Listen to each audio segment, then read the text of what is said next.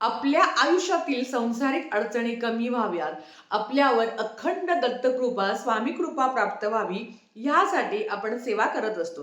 प्रत्येक महिन्याला जर गुरुचरित्राचं पारायण केलं, तर आयुष्यात कधीच कुठल्या अडचणी निर्माण होत नाही, किंबहुना त्या राहतच नाही.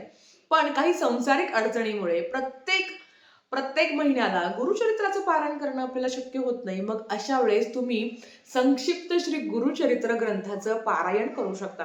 हा ग्रंथ तेवढाच प्रभावी आहे आणि अतिशय सुंदर आहे, अनुभव देणारा आहे. याचे जर तुम्ही 11 आवर्तन केले, म्हणजेच जर तुम्ही 11 पारायण केले, तर तुमच्या आयुष्यातील किती पण खडतर तुमचा प्रारब्ध असेल, तरी सुद्धा मार्ग मिळतो.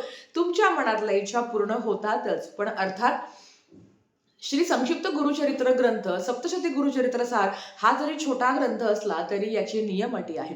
तुमच्या आयुष्यात जर दुःख आहे, संकट आहे, तुम्हाला मार्ग मिळत नाही आहे, तर तुम्ही नक्कीच ह्या ग्रंथाचं पारायण करावं. आता हे पारायण कसं करावं, याचे काय नियम आहे, उद्यापन कसं करावं, या संदर्भातली सगळी माहिती खाली दिलेल्या लिंकवर आहे.